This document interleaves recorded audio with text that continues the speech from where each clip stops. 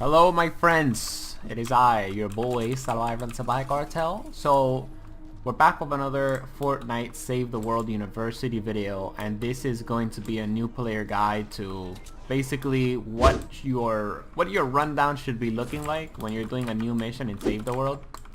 And of course that's why it's a Save the World video, because it's going to be one of those long videos where I go into a mission, talk about, what's happening, what I'm doing, why I'm doing it. You guys already know what it is. So, we're in an industrial area, alright? And I don't know about you guys, but when it comes down to missions in Save the World, I always like to contribute, but I also like to finish them as fast as possible. So, what I usually look like when a mission starts, and specifically when I was first starting to play Save the World, is of course the blue glow. And the reason for that is because I just want to be ready to complete the objective and basically start the objective. So we found one piece of blue glow here, and we also found a chest while looking for blue glow. So that's going to give us some rough mineral powder, it's going to give us some traps, it's going to give us an active power cell. And an active power cell can be used to, of course, craft those legendary weapons that you haven't saved the world. So there you go, opening that chest actually helped us out. Now I'm doing a Ride the Lightning mission, which means that I need 4 blue glow to sort of complete this Ride the Lightning mission. So now that I have the blue glow ready, I'm just gonna be walking around the map until I find the objective. But as I walk around the map, and this is something that you newer players want to do, I don't really do it anymore because, as you guys can see on the top left, my level in total is level 100. I'm actually power level 96, fun fact. But yeah, usually as I'm walking around and I'm looking for the objective, what I want to look for is just like survivors, alright? You want to be looking for survivors, you just want to be looking for activities that you can actually sort of do that is going to contribute to the mission, and of course contribute to yourself as a player. Sometimes you have missions to save survivors, alright, and those missions are going to give you let me talk to this lady. There you go, I just saved the survivor and I just got some rough mineral powder from her. I'm going to search this toolbox, and chances are that this toolbox is going to give me some ammo and some traps, and it did. So that's of course pretty helpful. So yeah, you guys just basically want to walk around. I'm on my way to the objective, guys. You guys just want to walk around. If you see an encampment, go ahead and do it. If you see something that catches your attention, go ahead and do it. And I just want to let you guys know, you newer players, the hero that I'm playing right now, it's Enforcer Grizzly. And as you guys can see, wait, he's power level 67? Okay, that's weird. I thought I leveled up this guy. Wait, this guy was level 30. That's weird. Okay, so yeah, I'm using Enforcer Grizzly. And you can also get Enforcer Grizzly if, of course, you go to your collection book and you recruit him. I definitely recommend that you guys get your hands on him if you like the Outlander playstyle, because, of course, the Outlander playstyle is pretty fun, specifically since it focuses on pretty decent damage and also contributing to the mission, which is, of course, like I said, something that I like to do. So here's what I'm going to do, right? I'm going to place down my Teddy. Alright, and I know my Teddy is going to be doing some damage to these husks, but of course keep in mind, you newer players, when you guys place down a Teddy, chances are that it's not going to instantly kill the enemy when you place him down. So of course you do want to, at the lower levels, Stonewood, you just want to be like in the spawning area with your buddies, just killing all of the husks that basically get in your way.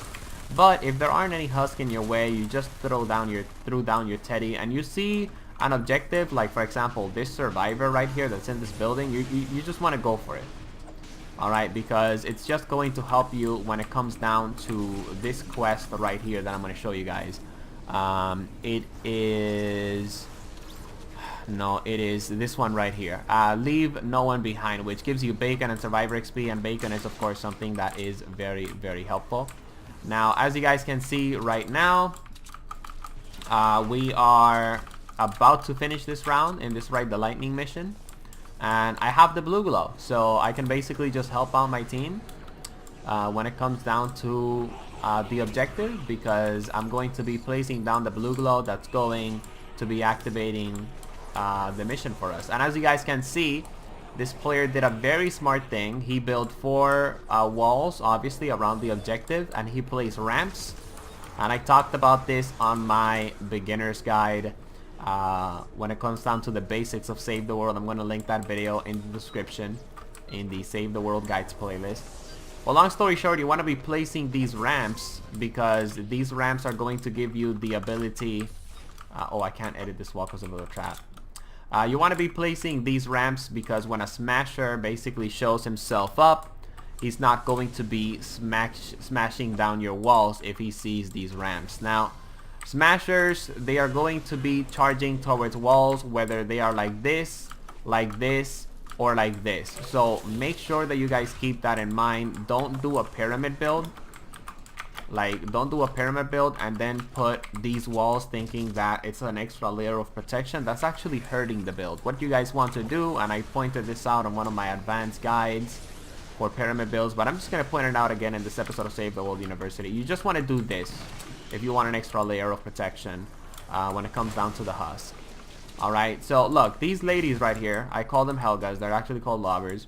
You want to make sure that you're taking them out as well when you're a new player, because they can get annoying, they will get annoying, and they are going to slowly chip away at your damage. And these gentlemen right here are playing constructors.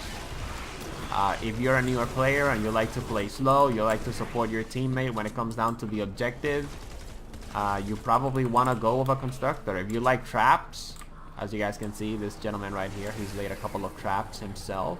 I guess these are his spare traps. But yeah, if you want to be all about traps, hey, play the constructor. Oh, there we go. So this is just a mini boss, and I don't really think there's going to be a lot of mini boss in missions after 4 nightmare drops. But long story short, the mini boss is always going to drop those purple things, and basically what that is it's basically a stash of evolution materials. And you can use evolution materials to sort of evolve your heroes and defenders and survivors and weapons.